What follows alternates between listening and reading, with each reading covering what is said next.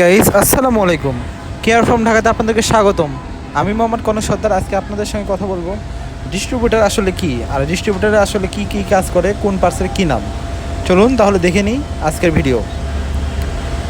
এটা হচ্ছে আমাদের ডিস্ট্রিবিউটারের কয়েল, যে কয়েলটাতে স্পার্কটা তৈরি করা হয়। এটা হচ্ছে আপনার সিডি বা আইসি বলে, ঠিক আছে।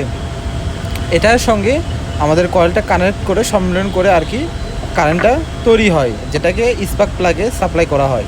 আর এটা হচ্ছে ডিস্ট্রিবিউটার। এটার মাধ্যমে পুরো স্পার্ক প্লাগে কারেন্টগুলো ডিস্ট্রিবিউট করে, অর্থাৎ 1 2 3 4 এইভাবে এটাকে কোনটাকে কখন দিতে হবে, 1-এ দিতে হবে না 3-এ দিতে হবে না 4-এ দিতে হবে, সেটা নির্ধারণ করে দেয় কখন কোন প্লাগে স্পার্ক প্লাগে কারেন্টটা সাপ্লাই করবে। আর এটা হচ্ছে আমাদের পিক আপ কয়েল। এটা ঘোরার মাধ্যমে এটা নির্ণয় করে এখন কত নম্বর ফায়ারিংয়ে আছে, ঠিক আছে। এই পিক আপ কয়েলটা কেটে গেলেও কিন্তু আপনার গাড়ি তাতে স্পার্ক করবে না, ইঞ্জিন স্টার্ট হবে না। আর এটা আমাদের পুরো ডিস্ট্রিবিউটার। তাহলে চলুন আমরা দেখে নিই কীভাবে এটাকে ফিটিং করব এবং কিভাবে এটাকে আসলে সেটিং করতে হয়। আর আমরা কেন এটা চেঞ্জ করলাম, এই যে দেখুন পুরাতন কয়েলটা, এই কয়েলটা আসলে কেটে গিয়েছিল, এই জন্য আমরা এটাকে চেঞ্জ করব। এটা হচ্ছে নষ্ট হয়ে গেছে, এটার উপরে যে অংশটা থাকে এটা হচ্ছে ফেটে গিয়েছে, ঠিক আছে। এটা অনেক পুরাতন, এই জন্য এটা আমরা চেঞ্জ করে নতুন আরেকটা নিয়ে এসেছি রিকন্ডিশন, এটা ঠিক আছে। আর এটা অবশ্যই আপনাকে যদি রিকন্ডিশন কেনেন বা নতুন কেনেন অবশ্যই দেখে নেবেন। আর এটার ক্ষেত্রে কয়েলটা রিকন্ডিশন কেনাটাই বেটার, কারণ জাপানে এটা সবসময় স্পার্ক প্লাগটা বেশি। চলো চলুন দেখে নিই কীভাবে ডিস্ট্রিবিউটারটা আমরা সেট করব। এই যে দেখুন আমি অলরেডি একটু সেটিং করে নিয়েছি। হ্যাঁ, এটা পিক আপ কয়েলটা আমি বসিয়ে নিয়েছি। এখন আমরা হচ্ছে মেন কয়েল যেটা সেটাকে আমরা বসাবো।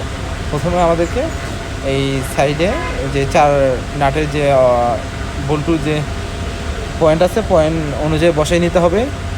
এরপর আমাদেরকে যেটা দেখতে হবে এই ওয়ারিংয়ের যে কারেকশনটা আছে, ওয়ারিংয়ের কারেকশনটা ভালোভাবে সেটিং করে নিতে হবে। আর কোনটা কোথায় ছিল এটা অবশ্যই আগে দেখে নেবেন, খোলার আগে চেক করে নেবেন যেন আপনার ভুল না হয়। আর যদি না হয় একটা ছবি উঠে নেবেন, তারপর জিনিসটা খুলবেন, তাহলে ভুল হওয়ার সম্ভাবনাটা থাকবে না।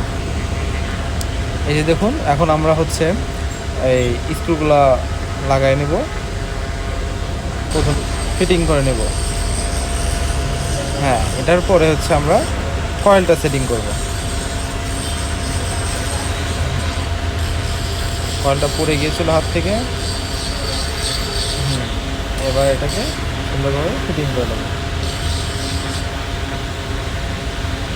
এই যে এখন হচ্ছে আমরা কয়েলের সঙ্গে যে ওয়্যারগুলো আছে ওয়্যারগুলোকে ভালোভাবে সেটিং করে নেব। ওয়্যারগুলো যদি সেটিং না হয় বা ওয়্যারে নাট লুজ থাকলে কিন্তু আপনার কখনোই স্পার্ক করবে না, এই জন্য ভালোভাবে দেখে নিতে হবে। আর এটা উল্টাপাল্টা করা যাবে না, যেমন এই পাশের ওয়্যারেটা ও পাশে দেওয়া যাবে না, ও পাশে ওয়্যারটা এ পাশে দেওয়া যাবে। অবশ্যই এটাকে ভালোভাবে দেখে এরপর সেটিং। অবশ্য তার এটা ছোটো থাকে, সেক্ষেত্রে আপনার এই পাশে আর এ পাশে লাগবে না। এটা এরপরে হচ্ছে আমরা ডিস্ট্রিবিউটারটা আমাদের মোটামুটি রেডি হয়ে যাবে। 4টা স্ক্রুটা দিয়ে দেবো। এরপরে হচ্ছে আপনার ভালোভাবে দেখতে হবে যে সেন্টার হয়েছে কিনা, বা বল্টুগুলো অবশ্যই কিন্তু আপনাকে সেন্টার করে লাগাতে হবে যেন বাঁকা না হয়, কারণ এটা অ্যালুমিনিয়াম বডি, তো যদি বাঁকা হয়ে যায় তাহলে অবশ্যই কিন্তু আপনার বল্টুটা কেটে যাবে। সেক্ষেত্রে কিন্তু এই আমাদের মোটামুটি ডিস্ট্রিবিউটারটা ফিট হয়ে গেছে। এরপরে আমরা যেটা করব, আমাদেরকে ক্যাপটা লাগাই দিতে হবে। হ্যাঁ, এখন ক্যাপ। ভিডিওটি ভালো লাগলে অবশ্যই সাবস্ক্রাইব করবেন, পাশে থাকবেন। ধন্যবাদ সবাইকে। আসসালামু আলাইকুম।